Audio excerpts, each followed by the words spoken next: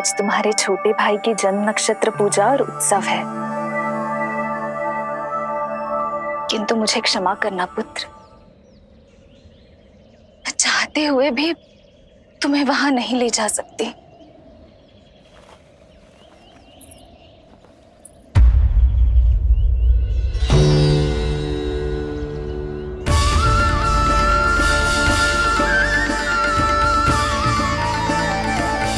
अरे यशोदा, अरे तुम्हें आने की क्या आवश्यकता थी? मैं आ ही रही थी ना। चलो, पूजा का मुहूर्त बीता जा रहा है, चलो।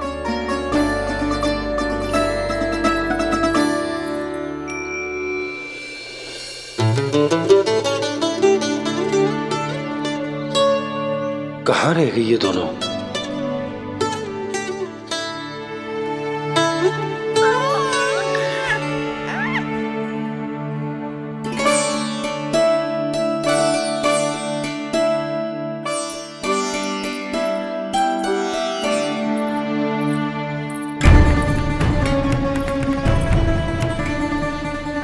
तेरी मैया को क्या हो गया लल्ला? जाते समय तो इतनी उत्साहित थी और आते हुए मुंह इतना उतरा हुआ है जैसे किसी ने इसकी बचिया खोल दी।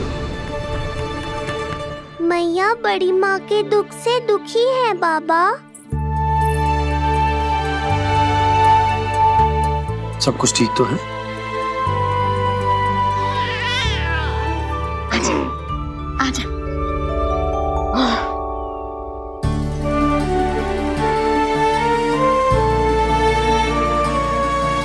आपके मन की इच्छा मैं बहुत अच्छी तरह समझ रहा हूँ बड़ी माँ।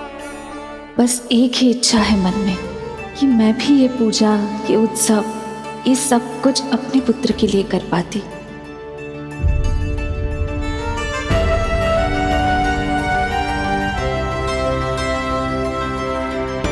आपका दुख मुझसे छुपाना है जिज्जी। मुझे लल्ला के सारे उत्सव मनाते देखकर आपको कैसा लग रहा होगा, मुझे आभास है।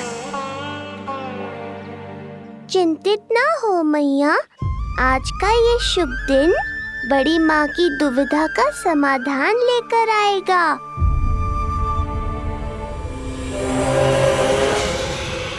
पर उससे पहले इस अनचाहे अतिथि उत्कच को संभालने के लिए मुझे निद्रा देवी की सहायता की आवश्यकता पड़ेगी।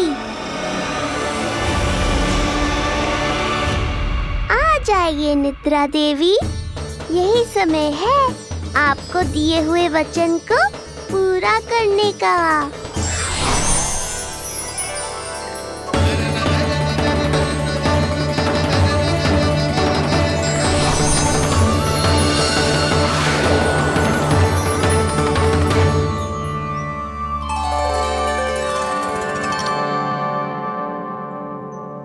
अब तुझे नींद आ रहा है?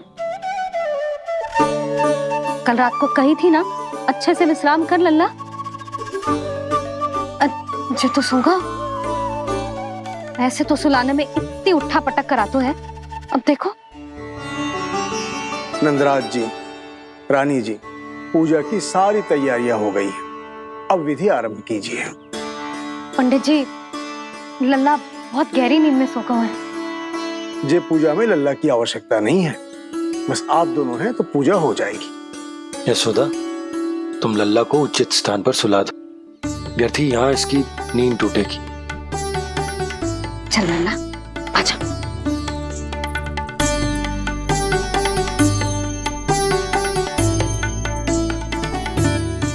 नाना इसे यहाँ ना सुला सकती, यहाँ तो जो अकेला पड़ जाएगा, उसमें दृष्टि भी ना रख पाऊंगी।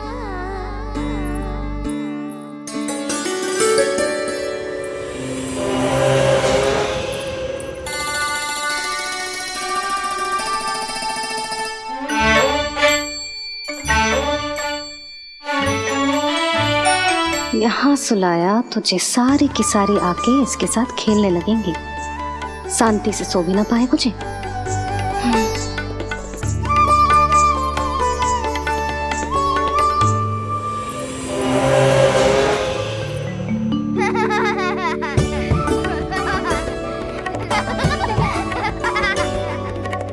लो, यहाँ तो ये सब हल्ला मचा रहे हैं। ये है मेरा घोड़ा और ये है मेरी गाड़ी और ये बैठा है हिरण।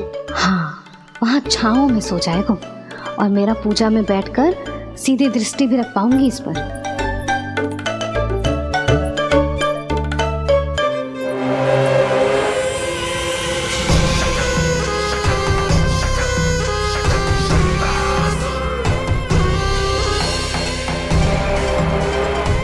लगा था बहुत श्रम करना पड़ेगा इस बालक तक पहुंचने के लिए, किंतु ये तो हिरण का वो शावक निकला जो अपना वध करवाने के लिए स्वयं ही सिंह के माथ तक पहुंच गया है।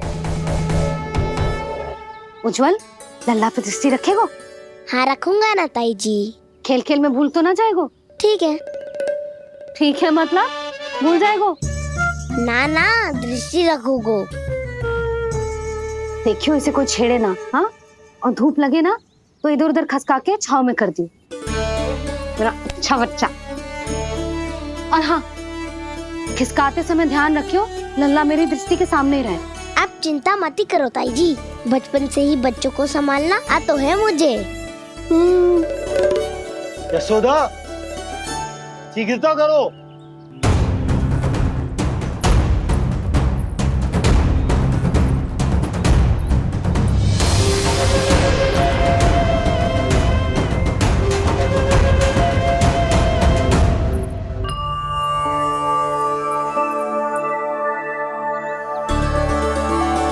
ओम शांति शांति।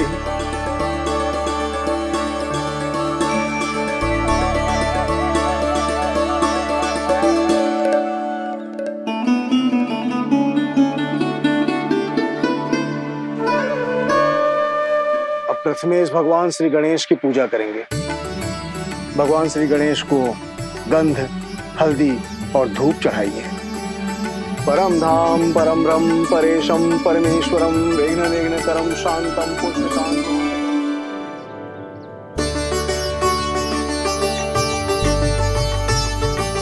अब आप दोनों श्री हरि नारायण के ऊपर अक्षत की वर्षा कीजिए। लीजिए। मंगलम भगवान विष्णु मंगलम गरुड़ध्वजा मंगलम पुंडरीकाक्षा मंगलाय तनोहरि।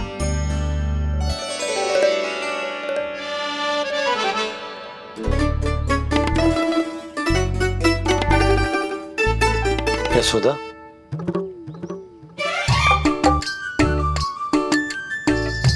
क्षमा करेगा पंडित जी।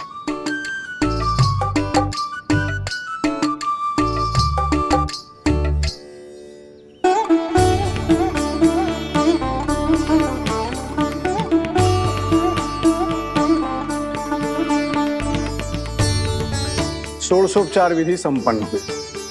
अब आप दोनों आंखें बंद करके प्रेम पूर्वक इष्ट देवता से लल्ला के स्वास्थ्य, हित और दीर्घायु के लिए प्रार्थना कीजिए। परम धाम परम ब्रह्म परेशम परमेश्वरम विघ्न निघ्नकरम शांतम पुष्टकांतमनंतकम सुरासुरेंद्र सिद्धेंद्र स्तुतम स्तौम्य परात्परम सुरपति दिनेशम जगणेश कलायनम इदं स्तोत्रम महापुण्यम विघ्नशो।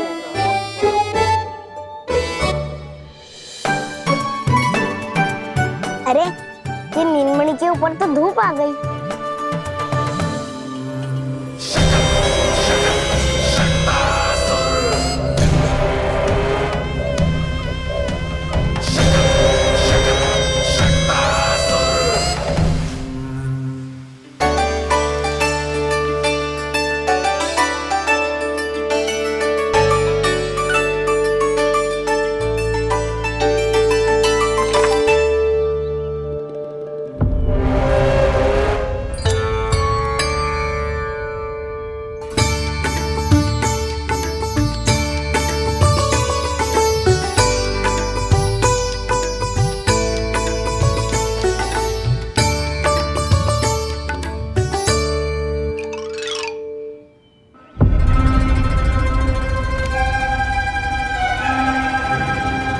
ये धूप तो बार बार आ रही है नीलमणि पर, किंतु ताई जी की बात भी माननी है।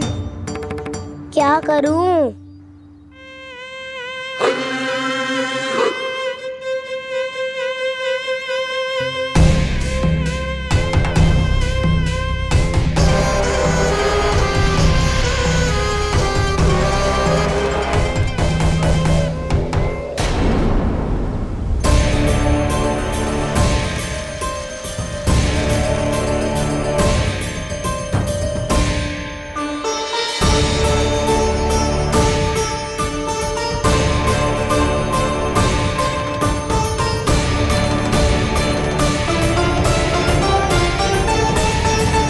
जे उज्जवल भी ना एक कार्य ठीक से ना कर सकता।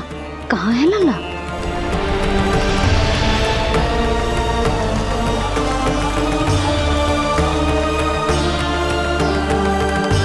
नारायणी नमोस्तुते। प्रार्थना संपन्न हुई। रानी जी, रानी जी कहाँ चली गई?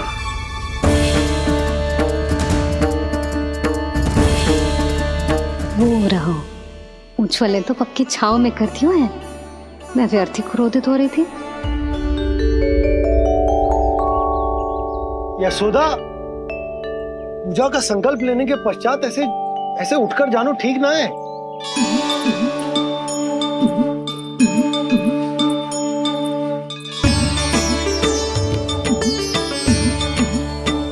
यशोदा, स्मरण है ना जे जन नक्षत्र पूजा हम हमारे लल्ला के हित के लिए कर रहे हैं।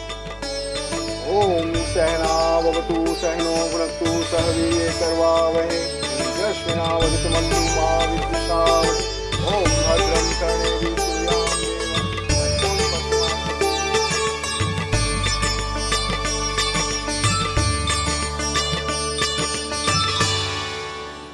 अरे वाह, अब तो मेरा कार्य और भी आसान हो गया। इसी सकट के नीचे कुचल दूंगा इस दुष्ट शिशु को। महाराज कंस को उनके जीवन का सबसे शुभ समाचार दूंगा मैं। मेरी आशा है महाराज कि इस बार भी आपकी आशाओं पे कहीं हिमपात ना हो जाए। उत्कच उत्कच अपना कार्य अवश्य करेगा अस्ति, बल्कि अब तक तो कर भी चुका होगा। बस अब कुछ ही क्षण में शुभ समय।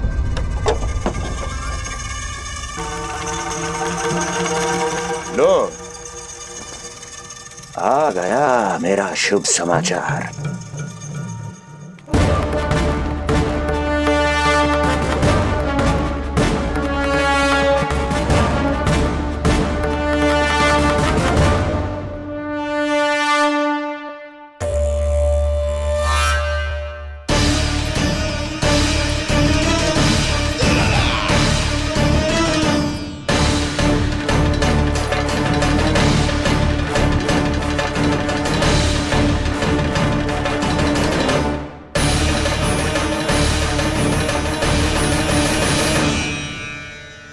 शुभ समाचार की प्रतीक्षा कर रहे थे आप, पर आया कौन?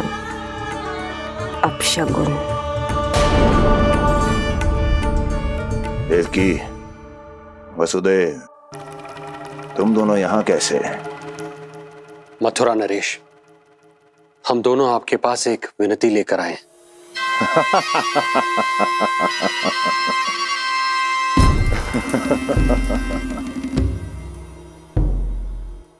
जानते हो वसुदेव, मुझे आश्चर्य इस बात का नहीं कि तुम मेरे पास विनती लेकर आए हो।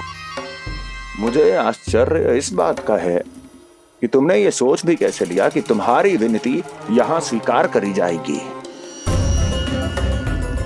मैं जानती हूं आपके हृदय के किसी कोने में हमारे बचपन की स्मृतियां अभी भी जीवित है।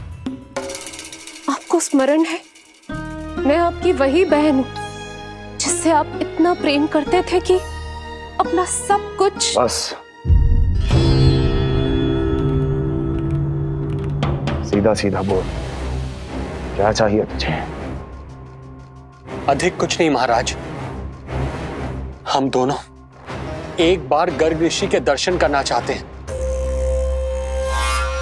महल से बाहर जाना चाहते हैं ये। महाराज, इन्हें इतनी छूट देने की आवश्यकता नहीं है। पर आपको यह सुनकर अच्छा नहीं लगेगा महाराज कि आपकी बहन और आपका बहनोई आपसे कुछ छुपा रहे हैं। मेरे दुखों का भार मेरे सहन शक्ति से अधिक हो गया था, इसलिए बहुत साहस बटोर कर आई हूं। अपनी छोटी बहन की इस छोटी सी विनती को अस्वीकार मत कीजिए भैया।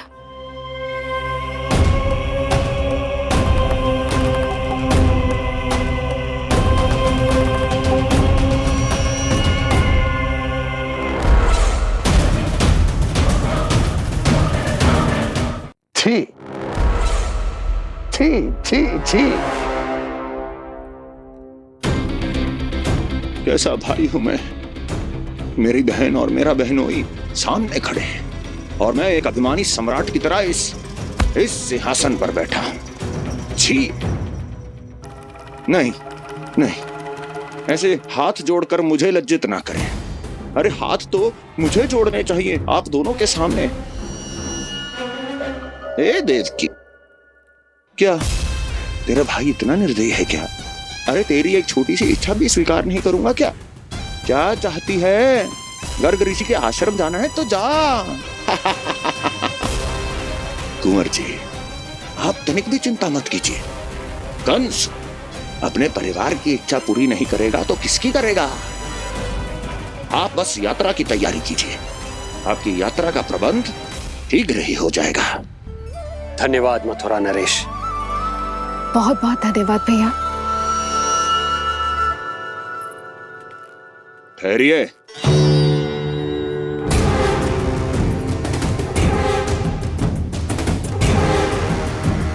अरे आप दोनों को अकेले कैसे जाने दूं?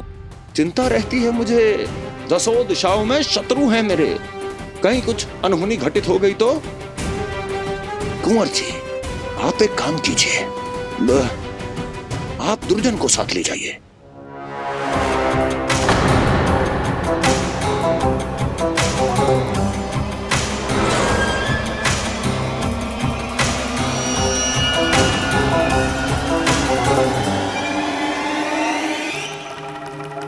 जो आ गया महाराज।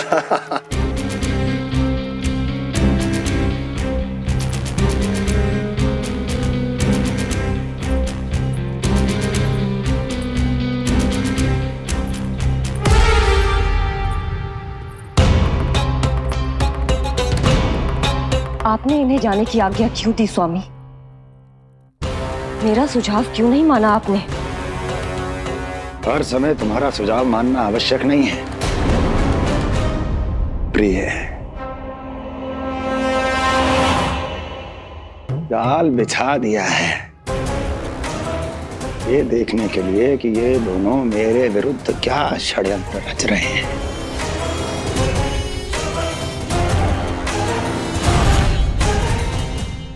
पूतना और सूक्ष्म बुद्धि की तरह मैं तेरे जाल में नहीं फंसूंगा विष्णु अवतार।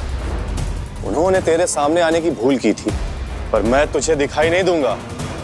अदृश्य रूप में ही तेरा वध करूंगा।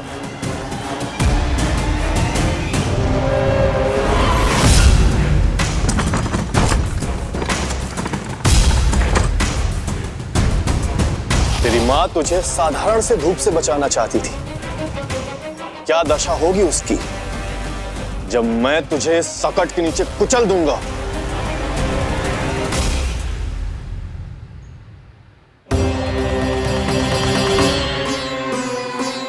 जाने ये पूजा कब समाप्त होगी? कहीं उठ तो ना गया उनको मेरा लल्ला। मुझे उसे देखना है। पर जो पंडित जी है कि अब देख कैसे इस शकट के भार के नीचे दब जाता है तेरा कोमल तन। यशोदा, पूजा समाप्त होने वाली, आरती को समय हो रहा है। अल्लाह सुरक्षित है, चिंता ना करो। कितना नन्हा सा है तू, फिर भी तूने महाराज कंस की रातों की नींद, सुख चैन सब छीन लिया। अब मैं तुझसे तेरे प्राण छीनूंगा। तैयार हो जा।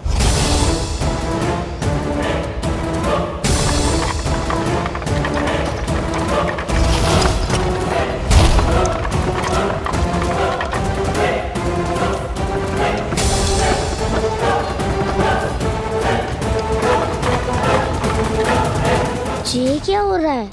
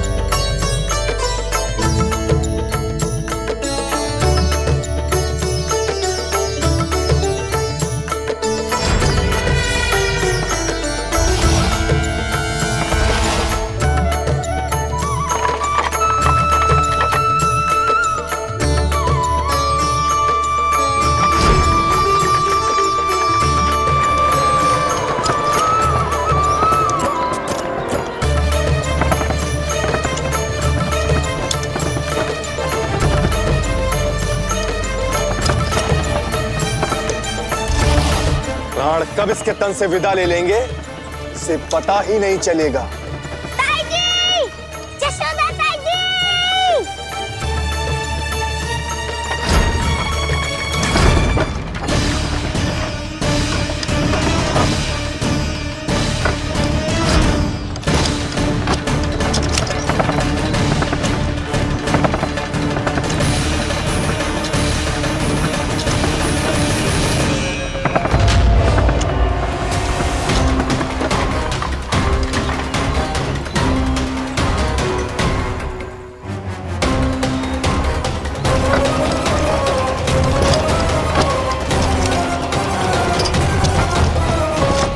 निद्रा देवी, समय हो गया है।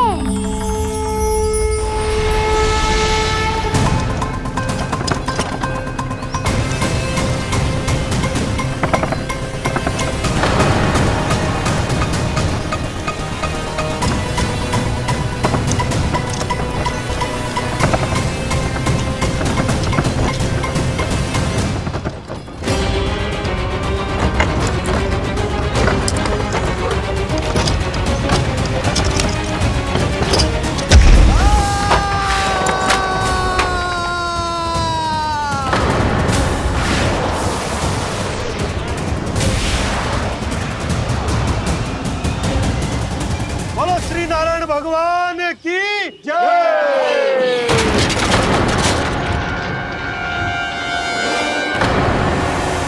यशोदा ताई जी, जल्दी आओ।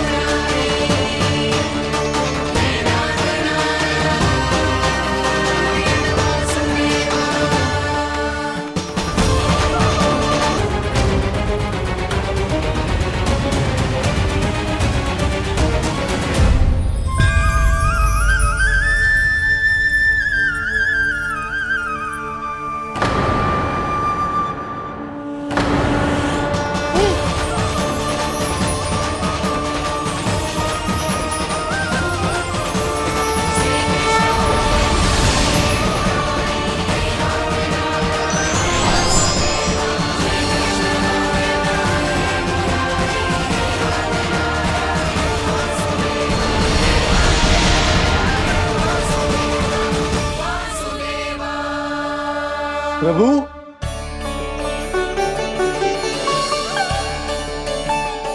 प्रभु, मैंने आपके अवतार को हानि पहुंचाने का प्रयास किया, फिर भी आपने मुझे दर्शन दिया। देने ही पड़े। तुम्हें मेरे चरणों का स्पर्श जो मिल गया, तुम्हें आश्चर्य हो रहा होगा।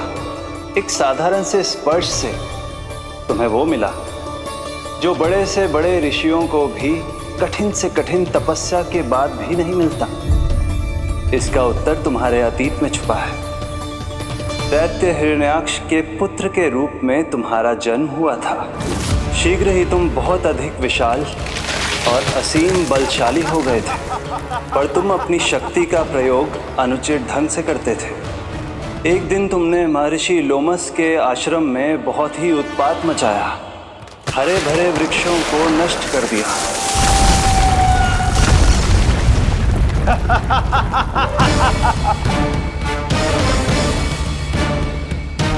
देख क्या रहे हो ऋषिवर? ये विशाल वृक्ष भी मेरे इस विराट तन के आगे कुछ भी नहीं है। जिसे स्वयं अर्जित तक नहीं किया, उस तन पर इतना अभिमान, तो सुन ले, जिनसे तेरा तन बना है उन्हीं पंच तत्वों में इसी क्षण ये विलीन हो जाएगा। ये मेरा श्राप है तुझे, मेरा श्राप है तुझे।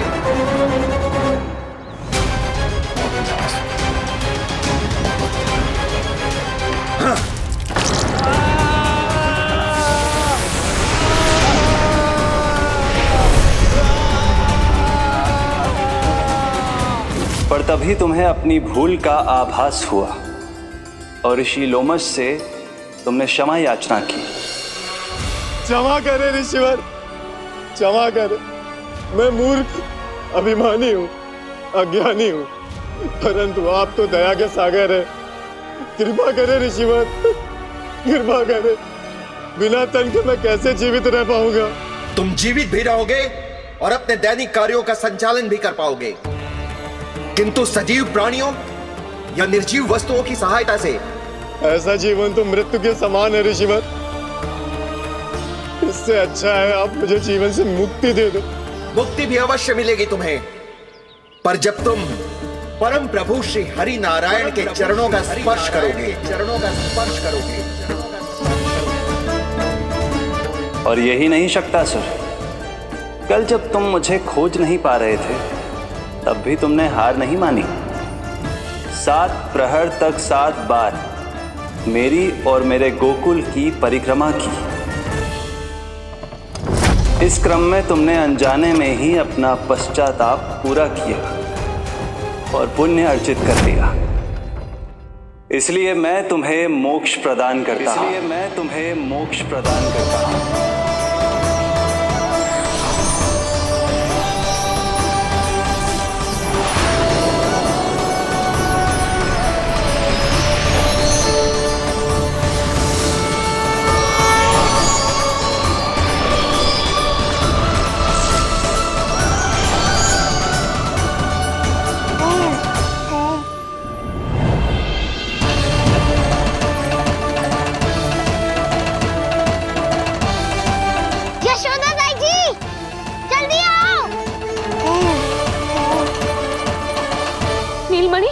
मेरा लल्ला, लल्ला, तुझे कुछ हुआ तो ना है ना? तुम ठीक तो है ना? मेरा नीलमणि, मेरा प्यारा बच्चा।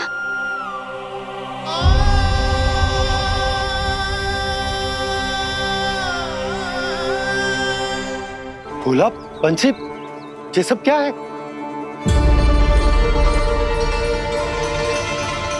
उज्जवल, ये किसने करो है? और देख, कहानी मत सुनाइयो। उज्जवल पुत्र, कैसे हुआ ये सब? किसने किया? और किसने? महाबली नीलमणि ने, बड़ी ताई जी।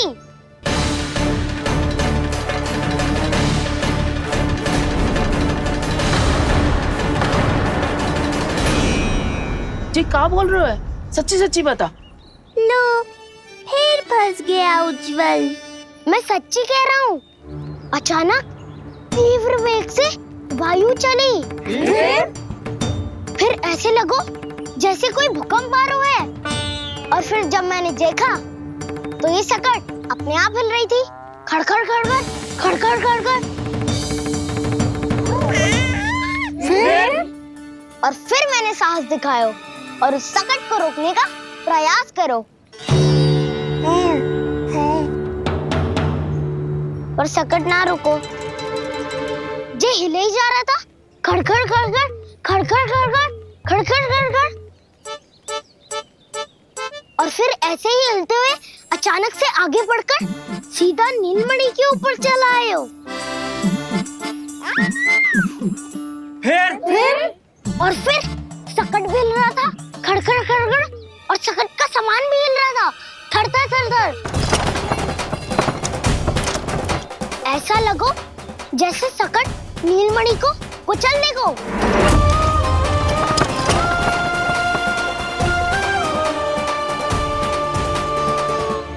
पर तभी जे जाग गए हो, इसने खींचकर अपने पांव का प्रहार करो और चीख गया सकट आकाश पे।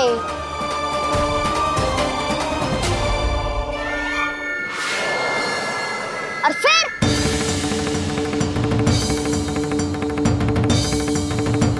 धड़ाम, सब भूमि पे गिरकर चकनाचूर।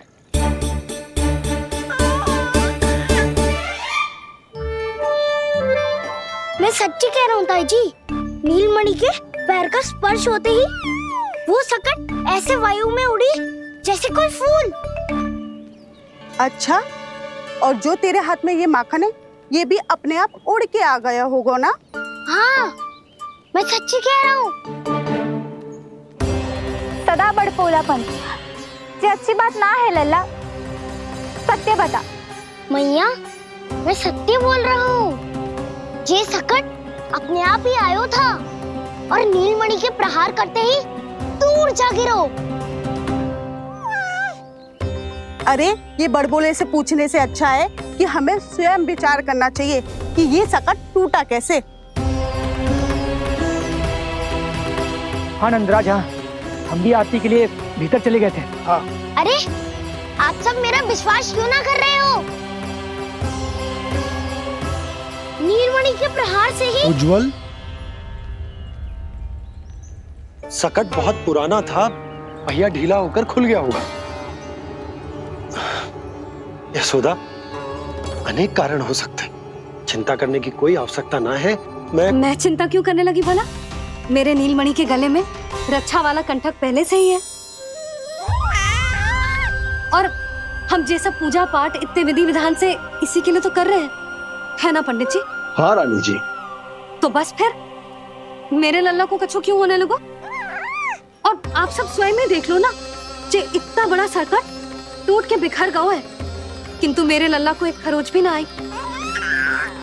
इसका अर्थ तो यही है ना कि हम जो भी कर रहे हैं सही कर रहे हैं। मुझे चिंता करने की कछु आवश्यकता ही ना है। चलो सब भीतर चलते हैं। हाँ हाँ, लल्ला को भूख भी लगी आई होगी। चल।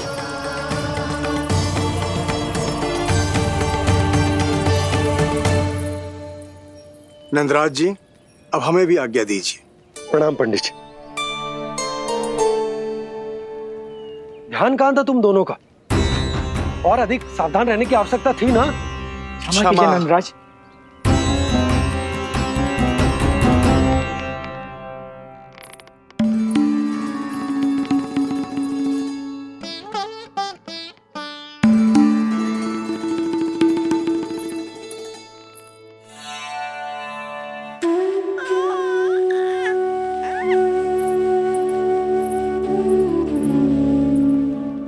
यशोदा, क्या हुआ? बोलो ना, क्या सोच रही हो? मुझे बहुत चिंता हो रही है जीजी। मेरे लल्ला के साथ कुछ ना कुछ दुर्घटना होती रहती है। अरे, अभी बाहर ही तुम सबको समझा रही थी, अब भीतर आते ही क्या हो गया तुम्हें? बाहर समझाने वाली मैं ना थी जीजी, वो तो गोकुल की रानी जसोदा थी, किंतु भीतर से मैं अपने नीलमणि की मैया हूँ, बस। और एक मैया को कितनी चिंता होती है, इसे आपसे अधिक कौन जान सकता है। बहुत बड़ा धक्का लगा है मैया को इस घटना से।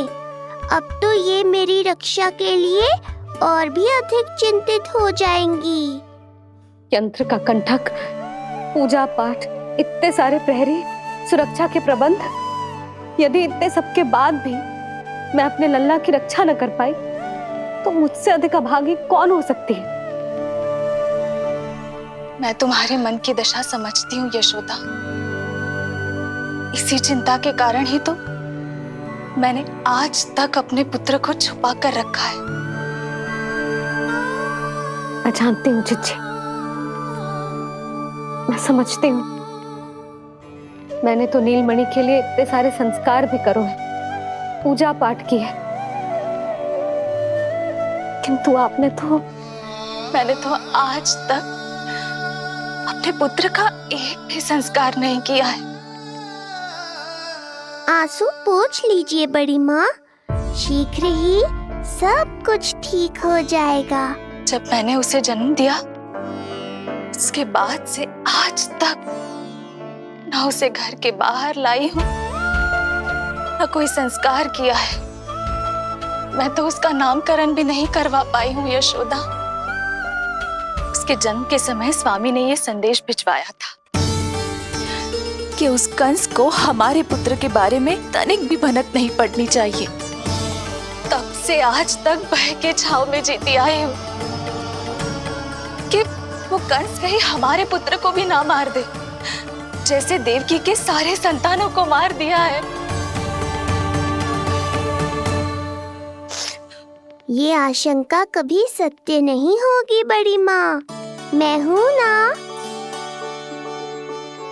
माँ अपनी संतान के मन की बात बिना कहे ही समझ जाती है। आप भी समझ जाओ ना मैया।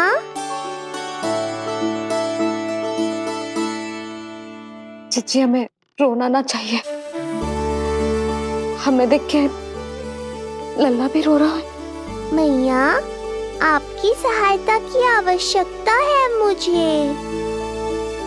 मुझे ऐसे क्यों लग रहा है जैसे लल्ला मुझसे कुछ कहना चाह रहा है। दाऊ को हम सबसे दूर कब तक रखेंगे बड़ी माँ? ये सोच रहा होगा कि अब तक आपने इसके दाऊ को छुपा के क्यों रखो है। मैं उनसे मिलना चाहता हूँ मैया। चिच्ची, कितना मन करता होगा ना इसका अपने दाऊ से मिलने का। और आपके लल्ला का भी तो मन करता होगा ना कि अपने छोटे भाई को मिले। कितनी बातें करते हैं हम दोनों की इनके सामने। हाँ यशोदा, मैं भी अपने पुत्र को नीलमणि के बारे में सब कुछ बताती हूँ। तो बस फिर हमें साथ साथ रखिए ना। मेरा आधा हिस्सा है वो, उनके बिना मैं अधूरा हूँ मैया। ये दोनों भाई एक दूसरे के बिना अधूरे हैं जीजी। हमें इन दोनों को साथ ही रखना चाहिए। आप ही सोचो, यदि नीलमणि की रक्षा होगी तो आपका लल्ला भी तो सुरक्षित रहेगा। तुम सच कह रही हो यशोदा। हमें इन दोनों को मिलाना चाहिए और साथ में ही रखना चाहिए, सुरक्षित। तब तो शीघ्र ही पंडित जी को बुलाकर हमें शुभ मुहूर्त निकलवाना चाहिए। शुभ मुहूर्त? हाँ, शुभ मुहूर्त। दोनों भाइयों के मिलन के साथ साथ उनका नामकरण संस्कार भी करवा देते। अब अपने दाऊ से मिलूंगा मैं।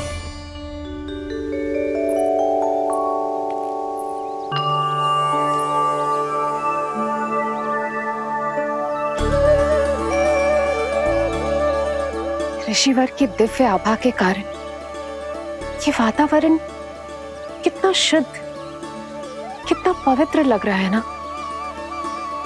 हाँ देवकी, इनका तेज ही ऐसा है कि इनके निकट केवल पवित्रता ही वास कर पाती है। किसी भी प्रकार की दुष्टता इनके पास जाने से पहले ही नष्ट हो जाती है।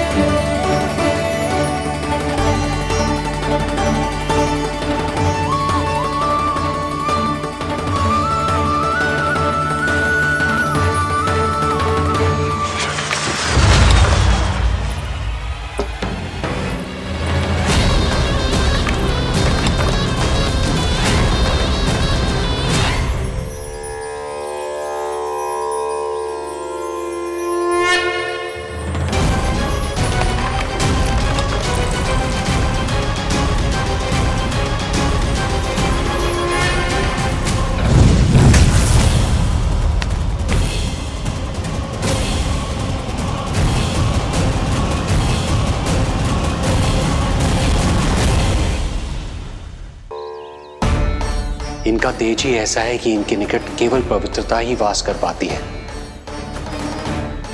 किसी भी प्रकार की दुष्टता इनके पास जाने से पहले ही नष्ट हो जाती है। यदि महर्षि की इच्छा के बिना मैंने भीतर प्रवेश किया तो कहीं ये मुझे श्राप ना दे दे। नहीं, इससे तो अच्छा है कि मैं यहीं आश्रम के बाहर रुकूं और यहीं से इन दोनों पर दृष्टि रखूं।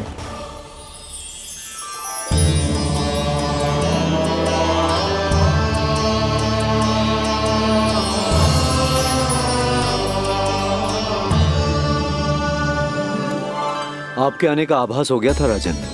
गुरुदेव, जो संतानें हमने खो दी है उनका श्राद्ध करवाने की विनती लेकर हम आपके पास आए हैं। आपका आना व्यर्थ नहीं जाएगा राजन, परंतु मुझे आभास हो रहा है श्राद्ध कर्म इस भेंट का एकमात्र कारण नहीं है।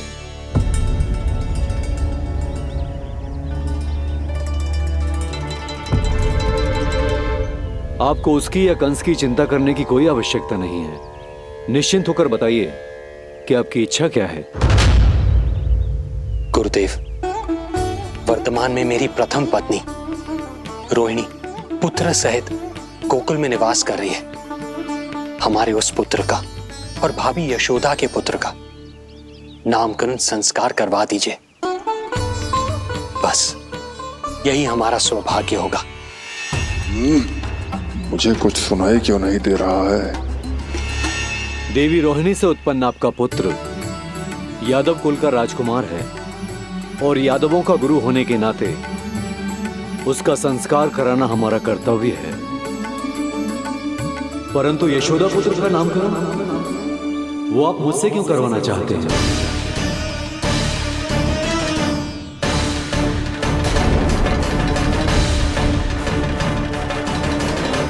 गुरुदेव, सत्य ये है कि रुक क्यों गई रानी देव की? आपके मन में जो कुछ है कहिए। ये कैसी दुविधा में फंस गया मैं। यदि मैंने गुरुदेव को यशोदा पुत्र का सत्य बताया तो कंस को भी पता चल जाएगा, और यदि नहीं बताया तो कहीं ऐसा ना हो कि ऋषिवर ही बुरा मान जाए। लगता है आप दोनों की दुविधा मेरे अनुमान से भी बहुत बड़ी है। अपनी या अपने पुत्र की कुंडली लाए हैं राजन? जी गुरुदेव, अपनी कुंडली है मेरे पास। देवकी,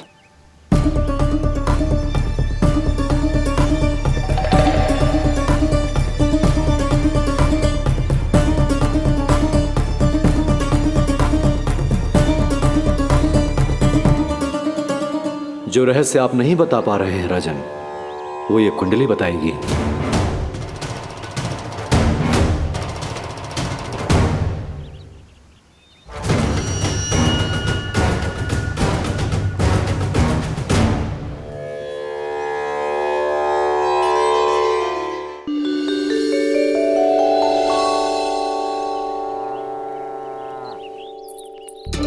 लल्ला, बता कैसी है जगदा? मैया को हो क्या गया है आज? देख, सही सही बताइयो।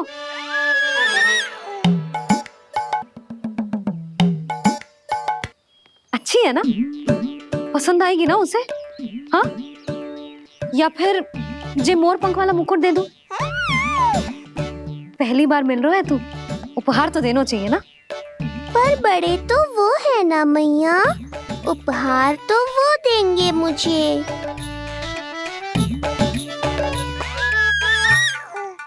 ना ना, मोर पंख वाला मुकुट तो मेरे लल्ला का है ना, जे ना दे सकते। तेरे जैसा कोई कंठक या चांदी वाला कड़ा दे दूं? हाँ? इस मिलन के लिए मुझसे अधिक उतावली तो मैया है।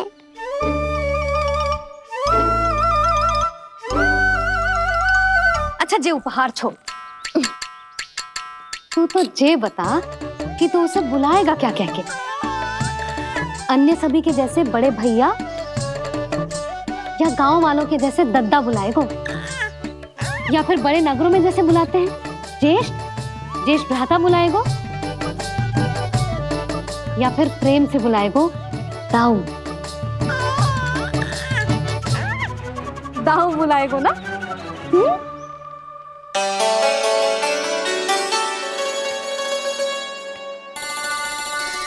सुनो आपने, हमारे लल्ला ने निर्णय ले लियो, ये अपने भैया को ताऊ कहकर बुलाएगो। अरे वाह, लल्ला ने बोलना भले ही ना सीखो, परंतु तुम्हें बता दियो। और नहीं तो क्या, लल्ला कुछ कहे ना कहे माँ तो समझ जाती है ना लल्ला?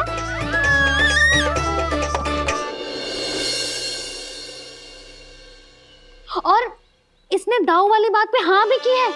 हाँ, हाँ तो सदानंद जी ने भी कर दी है। लो, मैं तो भूल ही गई। क्या कही पंडित जी ने? बता तो ना यशोदा, बाहर से आया हूँ, हाथ पैर तो धो लूं। हाँ, ये लो। अब बताओ, कब का मुहूर्त निकालो है? तनिक हाथ मुंह पूछ लूं। अब बताओ क्या कही उन्होंने? यशोदा थक गए हूँ, तनिक सांस तो लेने दो। हार से आया हूँ, जल ना पूछोगी?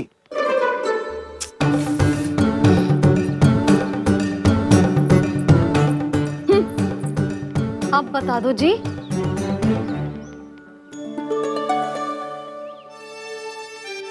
बाबा अब बता भी दो, नहीं तो खेल खेल में खेल हो जाएगा। हाँ बताओ।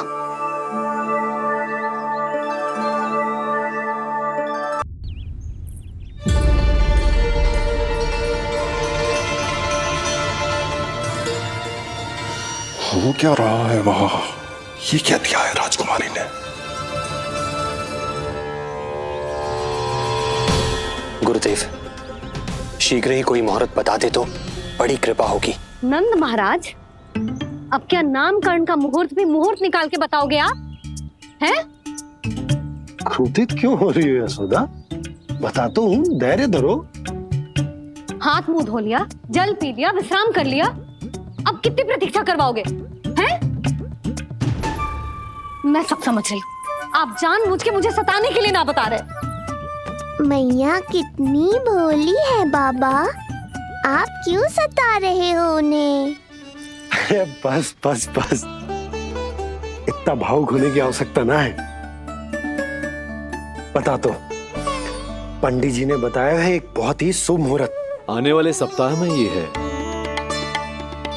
और जानती हो जिस शुभ मुहूर्त किस दिन पड़ेगा? जिस दिन हमारा लल्ला पूरे 100 दिन का हो जाएगा। इससे अच्छा मुहूर्त तो हो ही नहीं सकता। धन्यवाद गुरुदेव।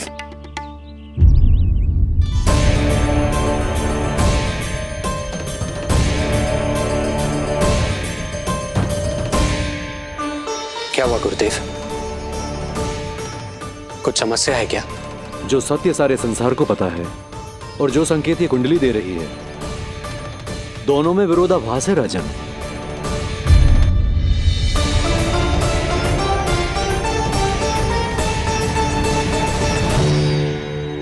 मैंने कहा ना राजन, उसकी चिंता करने की आवश्यकता नहीं है। ये कुंडली मुझसे कह रही है कि आपके भाग्य में केवल पुत्र थे। आपके भाग्य में केवल पुत्र थे, तो पुत्री कैसे हुई? इस कुंडली के अनुसार आपकी दोनों पत्नियों के एक एक पुत्र जीवित हैं।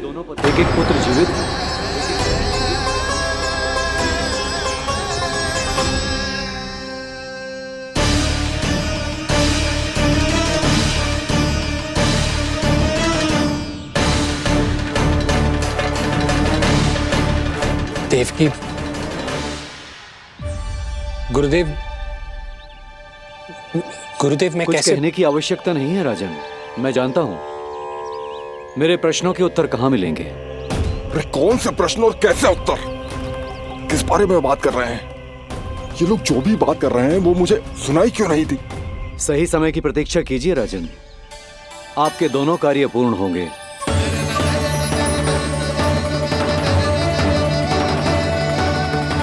अब आप निश्चिंत होकर जाइए और प्रसन्नता मनाने की तैयारी कीजिए। आपका बहुत बहुत धन्यवाद गुरुदेव। प्रणाम।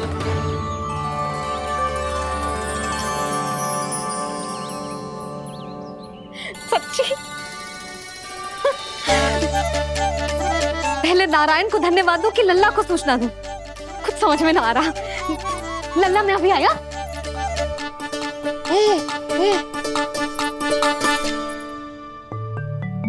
आपका बहुत बहुत धन्यवाद नारायण।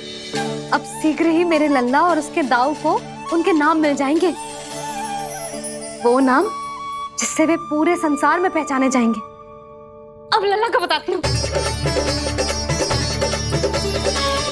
लल्ला, तू जैसे ही 100 दिवस का हो जाएगा, तेरा और तेरे दाऊ का नामकरण हो जाएगा। हाँ हाँ, किंतु आपने तो बताओ ही ना, हम इन दोनों को मिलवा कब सकते हैं? क्या देख रहे हो, बताओ तो। यशोदा, पंडित जी ने कही कि दोनों भाइयों को मिलवाने के लिए कोई मुहूर्त की आवश्यकता ना है, तो हम चाहे तो इन्हें आज भी मिलवा सकते हैं। लल्ला सुनो तूने, तू आज ही अपने दाऊ से मिल सकते है। मैं अभी सारी तैयारियां करती हूँ। भव्य मिलन होगा गोकुल में, भव्य मिलन। कुंडली के अनुसार इन दोनों के 8 पुत्रों में से 2 जीवित बचे हैं। पहला तो रोहिणी पुत्र है, पर दूसरा कौन है? और वो कन्या कौन थी जिसे कंस ने मारा था? वासुदेव की कुंडली में अभी तक पुत्री योग बना ही नहीं है।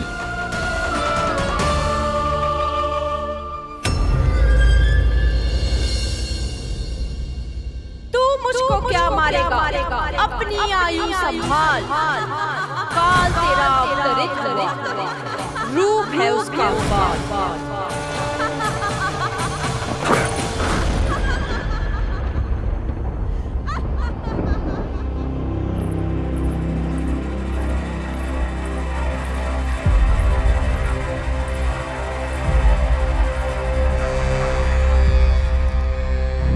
आधी रात को इस तरह से उठकर बैठे हुए हैं आप स्वामी। मैं ये तो नहीं जानती कि किस बुरे स्वप्न ने आपकी नींद छीन ली है, परंतु इतना अवश्य जानती हूँ कि जो सूचना ये गुप्तचर लेकर आया है, इसे सुनकर आप रात भर सो नहीं पाएंगे।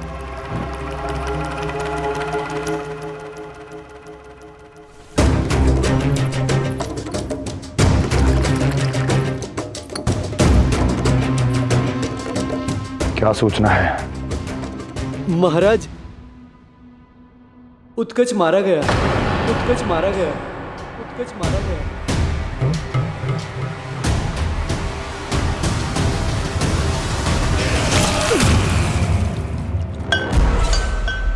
सूद वूद खो गए हो क्या अपनी? जो दिखता ही नहीं उसे मारा कैसे जा सकता है? इसने स्वयं देखा था महाराज। जिस शकट में समाकर शक्तासुर उस बालक को कुचलने वाला था, आपके शत्रु ने उसी शकट को चकनाचूर कर दिया।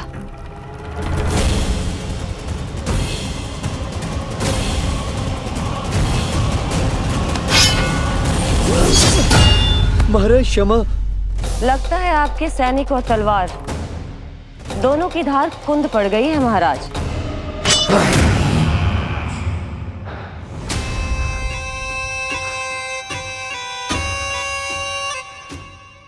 इस तलवार की धार पर अब तभी विश्वास दृढ़ होगा जब ये उस बालक के रक्त से स्नान कर लेगी।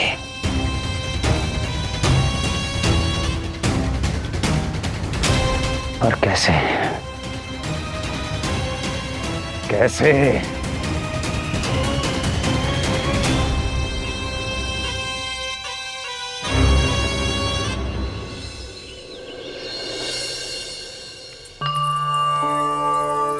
कैसी लगी तुझे दाऊ से मिलने की तैयारी? बहुत अच्छी है मैया, पर उससे भी अच्छी है वो प्रसन्नता जो इस मिलन के उत्साह में मुझे आपकी आंखों में दिख रही है।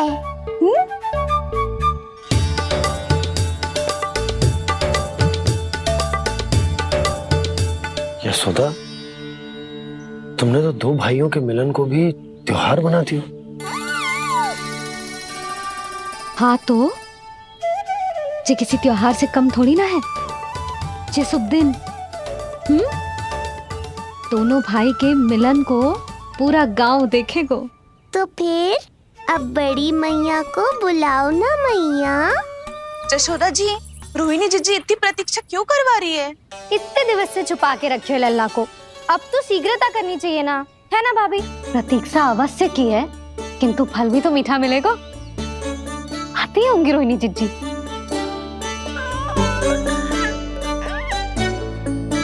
जीजी, कहीं उन्होंने अपना विचार तो ना बदल दियो?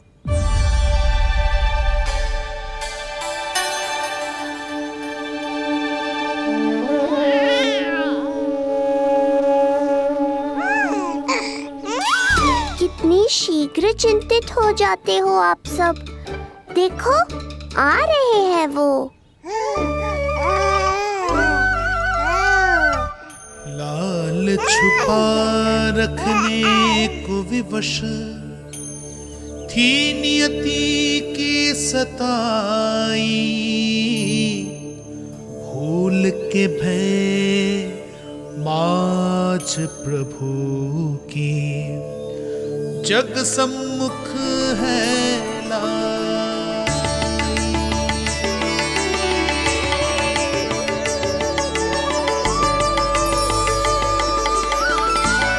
देखो तो कितनी मधुर मुस्कान है। और आंखें कैसी गंभीर और गहरी है। अरे अरे, ये तो हमारी नीलमणि की तरह सुंदर भी है। सही कह रही है तू, और कितना प्यारा भी है। और कितना बलशाली भी लग रहा है ये, है ना? तो देखो इसके, हाँ देखो लाल लाल टमाटर की तरह। देखो तो दाऊ आए नहीं कि ये सब की सब मुझे भूल ही गई। अरे हटो सामने से, मुझे भी तो देखने दो।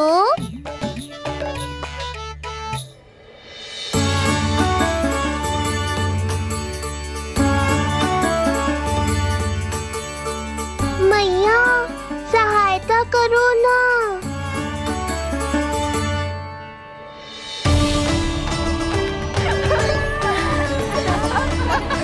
चलो हटो सब, हटो हटो हटो हटो सामने से। चलो दोनों भाइयों को एक दूसरे से मिलने तो दो।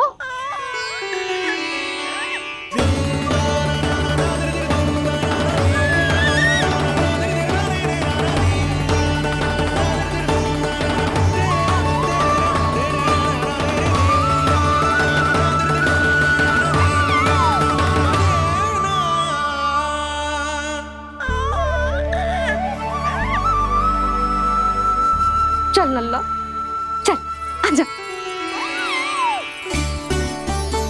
देख नन्ना, आ गए जे तेरे भैया, तेरा दाऊ।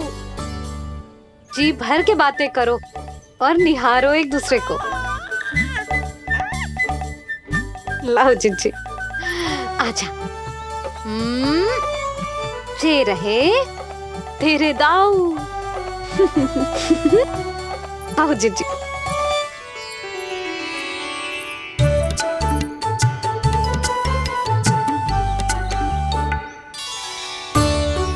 स्वागत है दाऊ। कितनी प्रतीक्षा के बाद अब जाकर आपसे भेंट हुई है।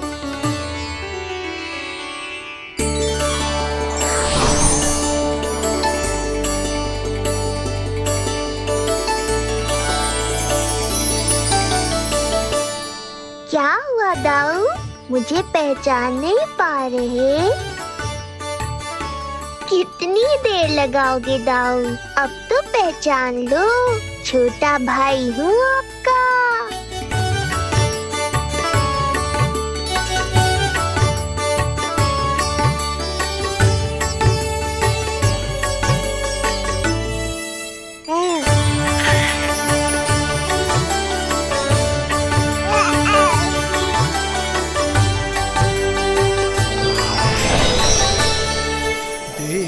प्रभु को भक्त शेष की आंखें है भर आई,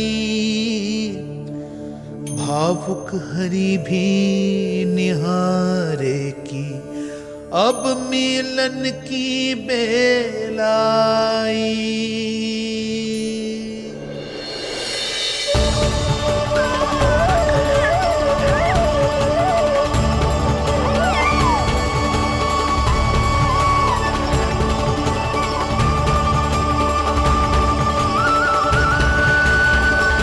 प्रभु, आपके दर्शन पाकर मैं धन्य हो गया। प्रभु नहीं, छोटा भाई पुकारो शेष। ये कैसे संभव है? आप नारायण हैं, मेरे प्रभु।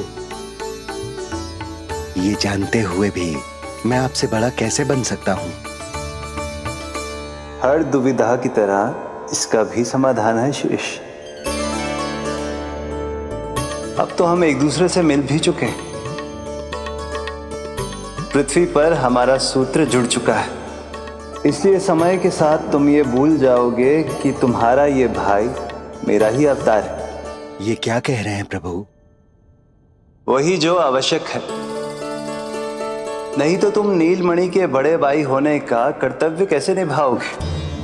कैसे डांटोगे मुझे? और बड़े होने के नाते मुझ पर अधिकार कैसे दिखाओगे? पर प्रभु, पर किंतु परंतु ये सब भूल जाओ शेष। आज से इसी क्षण से मैं हूं तुम्हारा छोटा भाई और तुम मेरे ताऊ। मैं हूं तुम्हारा छोटा भाई और तुम मेरे ताऊ। नारायण नारायण दाऊ।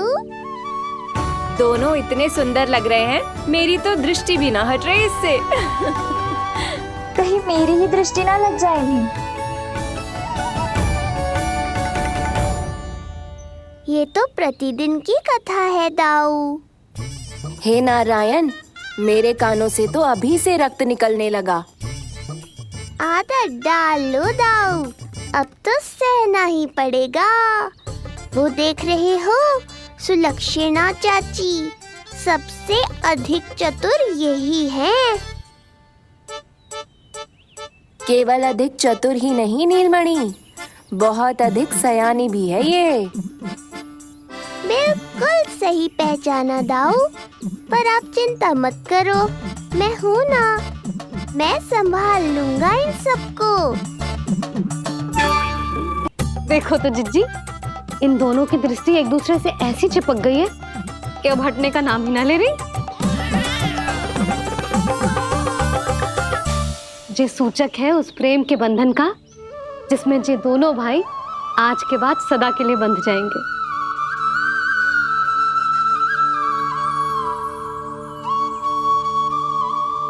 मुझसे भूल हो गई यशोदा, मैंने इन दोनों को पहले ही मिलवा देना चाहिए था।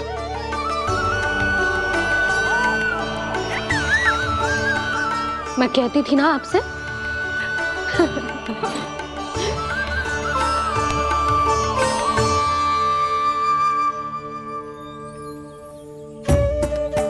आई मैं।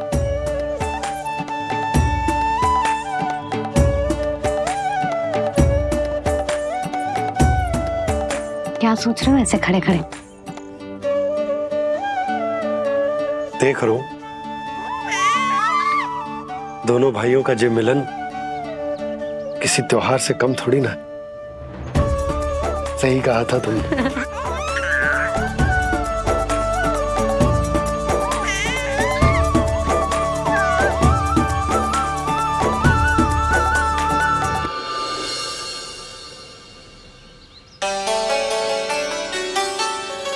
सुना ना तूने जो गोपिया क्या कह रही थी कि नीलमणि का दाऊ कितना बलशाली है। इसका तो यही अर्थ हुआ ना कि नीलमणि अपने दाऊ जितना बलशाली ना है। अब समझा मैया कि आज मुझसे इतना व्यायाम क्यों करवाया जा रहा है। पर मुझे पता है मेरा नीलमणि सबसे अधिक बलशाली है। हाँ। उज्जवल ने कही थी ना, नीलमणि ने यूं उड़ा दिया था काले कौवे को मथुरा की ओर। और उज्जवल ने तो ये भी कही थी कि नीलमणि ने अपने पांव से सकट पे प्रहार भी किया था। कैसे किया था प्रहार? ऐसे किया था। लग गई मैया को। कैसे किया था? फिर से बता कैसे किया था?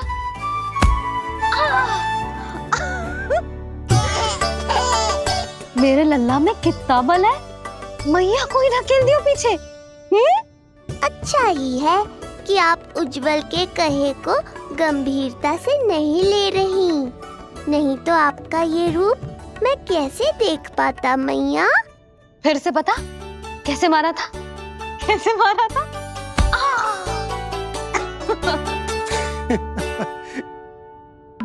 लल्ला तू बड़े के जैसे कब से हंसने लगो?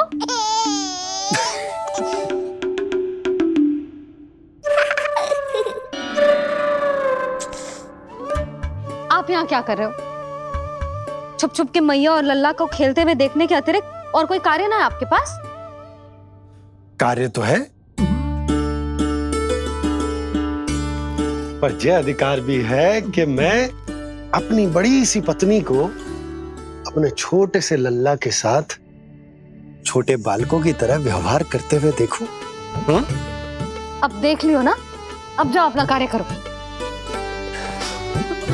कार्य तो कर लूंगा, परंतु मेरा पेट मुझसे कह रहा है कि इसे भूख लगी।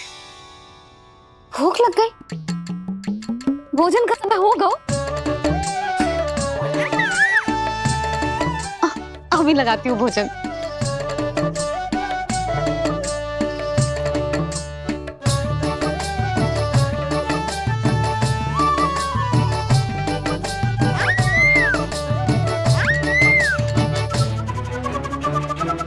क्या हुआ लल्ला, इतना उतावला क्यों हो रहा है तू? तुझे भी भूख लगी आई है क्या?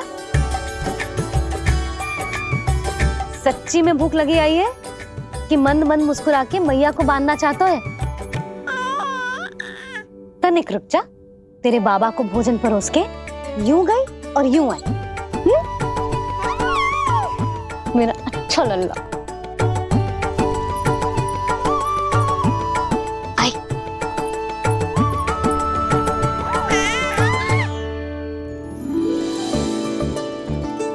आज केवल रोटी है खाने में? ना, दाल है ना, तरकारी भी है, दही है, लड्डू भी है। तो दाल ले आओ। अभी लाई है।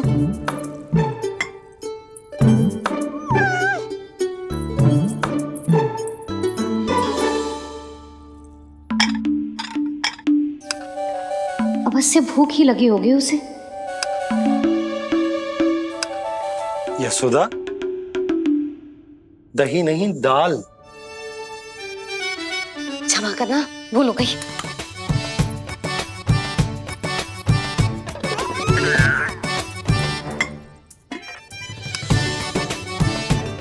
यशोदा,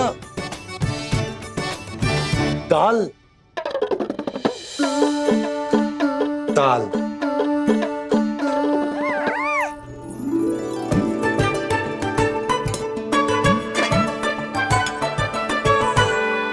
अब ऐसे क्या देख रहे हो? बोला ना भूल हो गई। सब मिला के खा लो, पेट में तो मिलना ही है। थोड़े चावल मिलेंगे? हाँ मिलेंगे, अवश्य मिलेंगे।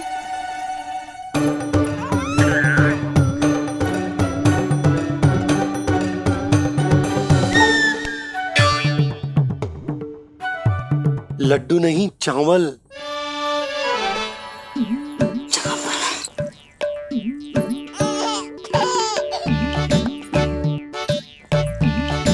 हंस क्या रहे हो जी?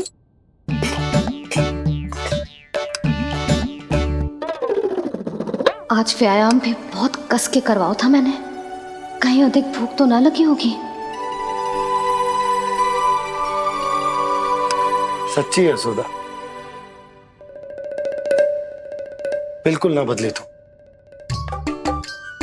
पहले रामू की चिंता में व्याकुल रहती थी और अब हम नीलमणि में तुम्हारा मन लगा रहता। हाँ तो लल्ला भूखा हो और मैया का मन व्याकुल भी ना हो, ऐसा हो सकता है भला? फिर तो दूध पिला दो ना उसको। जाऊं? शीघ्र जाओ। किंतु आप तो खा रहे हो ना पतिदेव।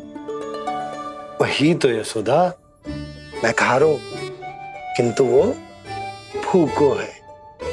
जाओ। ठीक है। यहाँ थी तो लल्ला की भूख के लिए चिंतित थी, अब वहां जाएगी तो पक्का मेरे भोजन के बारे में चिंता करेगी। कहीं आधे ही भूख में ना उठ जाए तेरे बाबा, उन्हें कुछ और चाहिए होगा तो? सही कहा था बाबा ने, वहाँ मेरी चिंता थी, यहाँ बाबा की चिंता है। सच्ची मैया, अनोखी हो आप। अरे इतने से पेट भर गया तेरा? ना, ये वाली मुस्कुराहट तो मत ही दिखा मुझे। इतनी शीघ्र तेरा पेट भर ही ना सकता। मैया जानती है अपने लल्ला की भूख।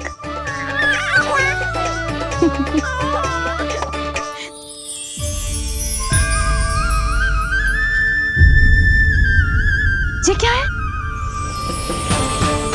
लल्ला, ये क्या था तेरे मुंह में? दिखा दिखा।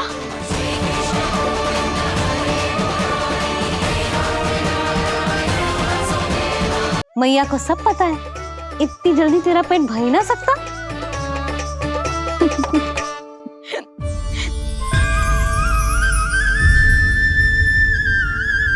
ये क्या है? लल्ला, ये क्या था तेरे मुंह में? दिखा। ओहो, मैं तो भूल ही गया था कि मेरे भीतर ही तो सारी सृष्टि समाई हुई है। मैया ने उसकी झलक देख ली, अब क्या होगा? क्या हुआ यशोदा? सुनो जी, हमारे लल्ला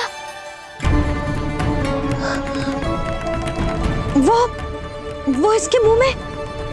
क्या? भूल जाओ ना मैया, कुछ नहीं था मेरे मुंह में। लल्ला, मुंह खोल के बाबा को दिखा। अरे क्या देख रही है उसके मुंह में? अवश्य ही मेरा दृष्टि भ्रम होगा, किंतु ऐसा भ्रम। अरे बताओ ना यशोदा, या फिर मुहूर्त शीघ्र ना बताने की बात का प्रतिशोध ले रही हो तुम? ना, ऐसी बात ना है। तो फिर बताओ ना, क्या बात है? हा? मैंने लल्ला के मुंह में कुछ देखो। क्या देखो? अब फंस गया मैं। मैया बाबा को सब कुछ बता देंगी और राय का पहाड़ बन जाएगा। फिर कैसे संभालूंगा इन दोनों को? ऐसे लगो जैसे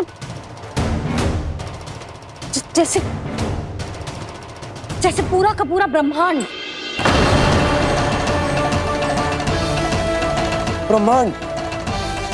लल्ला के मुंह में। अच्छा, तुम मेरा मुंह देखो।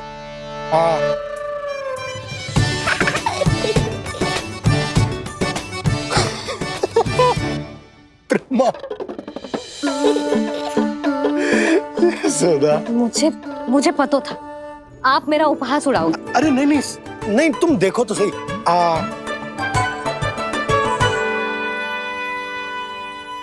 ब्रह्मांड ना सही, गोकुल तो दिखना चाहिए। अरे गोकुल को राजा हूं मैं, है कि ना? है? देखो, अरे देखो। धन्यवाद बाबा, आपने इस बात को गंभीरता से नहीं लिया, इसलिए अब मैया भी नहीं लेंगी। आज तो बचा लिया आपने। आज के बाद ना आपको कुछ बताऊंगी ही ना। आप जाओ, नामकरण उत्सव की तैयारी करो। और हाँ, इस बार भी उत्सव छोटा ही करना है, जो तो मत ही बोलना आप। हाँ। अब इसे कैसे समझाऊं कि हम कोई भी उत्सव बड़ा ना कर सकते? व्यर्थ ही कंस की दृष्टि पड़ जाएगी हम पर।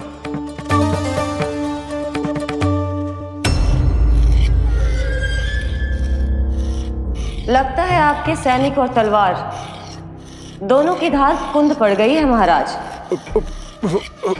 महाराज, मुझे भय था कि कहीं ऋषि गर्ग मुझे श्राप ना दे दे।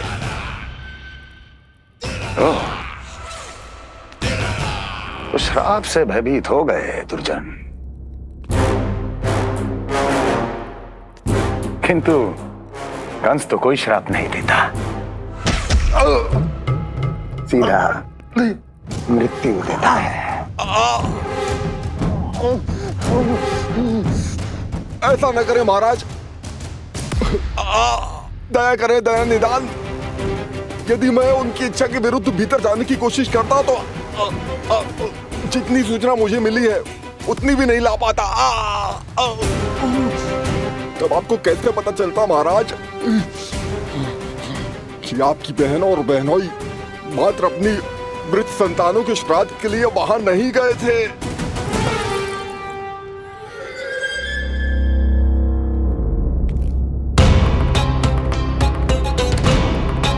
आगे बोलो। पूरी तरह तो नहीं सुन पाया महाराज, किंतु मैंने स्वयं अपने नेत्रों से देखा है महाराज। राजकुमारी देवकी ने ऋषि गर्ग के हाथ में कुछ दिया था ये सत्य है महाराज, और ऋषि गर्ग ने उन दोनों को वचन भी दिया था। सही समय की प्रतीक्षा कीजिए राजन, आपके दोनों कार्य पूर्ण होंगे। महाराज, मैं आपका सबसे विश्वसनीय सेवक हूं। आपके हर आदेश का पालन करना मेरा अधिकार है, और मैंने अपने अधिकारों का पालन किया भी है महाराज।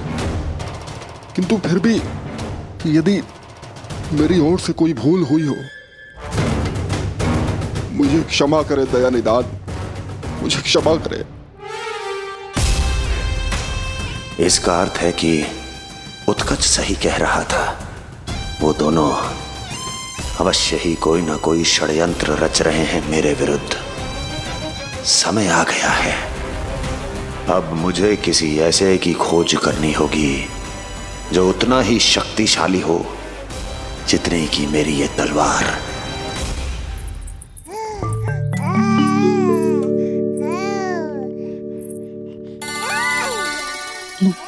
अभी से पुकारने लगो जी, अभी तो आई हूँ रसोई में।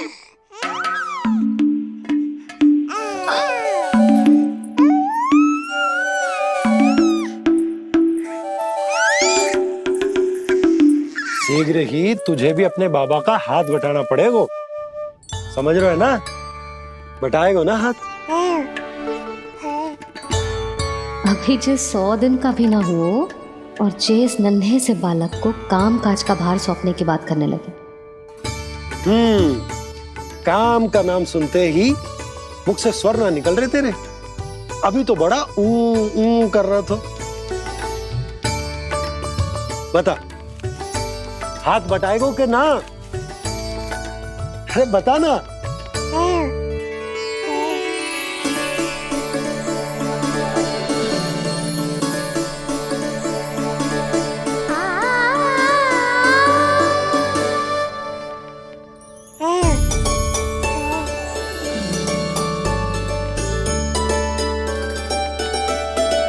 कल तू पूरा 100 दिन को हो जाएगा लल्ला। पंडित जी आएंगे, तुझे नया नाम मिलेगा। देखो तो मन में तो इनके भी कितना उत्साह भरो है, बस दृष्टि में मैं ही आती हूँ। और कल तुझे वो नाम मिलेगा लल्ला जिससे पूरा संसार तुझे पहचानेगा।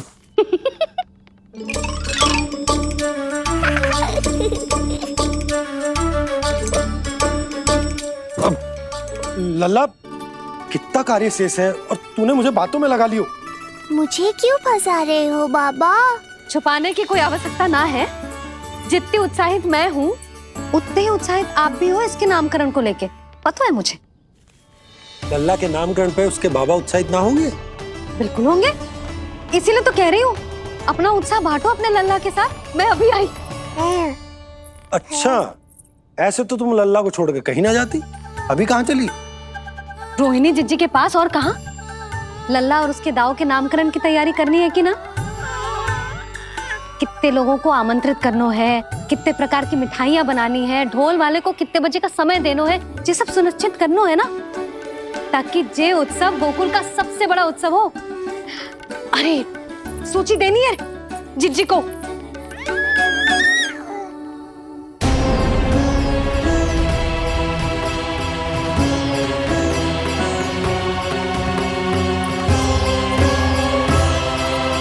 सबकी कोई आवश्यकता ना है। आवश्यकता ना है मतलब?